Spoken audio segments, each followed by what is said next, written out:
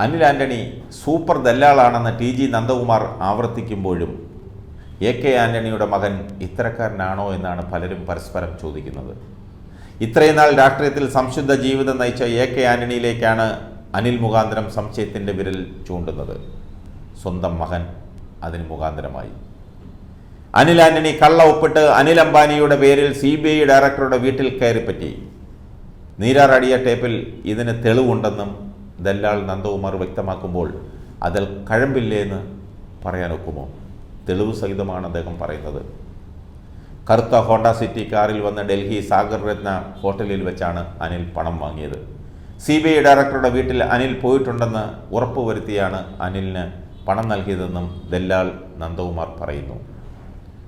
Elizabeth ആന്റണിയാണ് അനിലിന് പ്രോത്സാഹനമെന്നും എന്നാൽ അവർക്കതിൽ പങ്കില്ലെന്നും നന്ദകുമാർ വ്യക്തമാക്കി.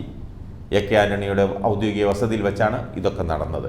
അദ്ദേഹത്തിനും ഇതൊക്കെ അറിയാമെന്ന് നന്ദകുമാർ പറയുമ്പോൾ ആന്റണിയുടെ മുഖം മൂടി അഴിഞ്ഞു വീഴുകയാണോ?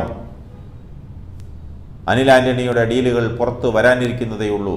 കോൺഗ്രസ് നേതൃത്വത്തിലുള്ള UPA സർക്കാരിൻ്റെ കാലത്ത് സുഹൃത്തിനെ കേരള ഹൈക്കോടതിയിലെ CBI സ്റ്റാൻഡിംഗ് കോൺസലായി നിയമിക്കാമെന്ന് പറഞ്ഞ് തൻ്റെ കയ്യിൽ നിന്നും അനിൽ ആന്റണി 25 ലക്ഷം രൂപ കൈക്കൂലി വാങ്ങിയെന്നായിരുന്നു നന്ദകുമാർ നേരത്തെ ആരോപിച്ചത്.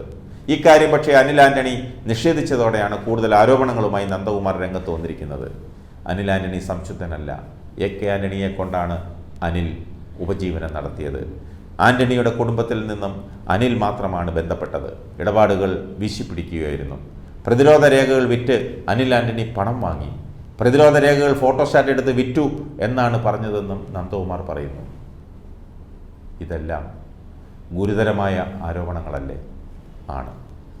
പ്രതിരോധ രേഖകൾ ഫോട്ടോസ്റ്റാറ്റ് എടുത്ത് വിറ്റുവെന്നൊക്കെ പറയുന്നത് രാജ്യദ്രോഹ കുറ്റമാണ്. നന്ദകുമാർ പറയുന്നത് ശരിയാണെങ്കിൽ ആരോപണം തെളിയിക്കാൻ ശക്തമായ തെളിവുകൾ നന്ദകുമാറിൻ്റെ കയ്യിലുണ്ടെങ്കിൽ അനിൽ ആന്റണി മാത്രമല്ല AK ആന്റണിക്കും എലിസബത്തിനും ശിഷ്ടകാലം തീഹാർ ജയിലിൽ പോയി കിടന്നുണ്ടതിനാം. അപ്പോൾ അനിൽ നമ്മൾ വിചാരിച്ചതുപോലെയുള്ള ഒരു ബഫൂണൊന്നുമല്ല. വായിൽ വരുന്നത് ഗോതയ്ക്ക് പാട്ടെന്ന രീതിയിൽ വിളിച്ചു കൂവുന്ന ഒരു ബഫൂണല്ല അനിൽ ആന്റണി. സൂക്ഷിക്കണം.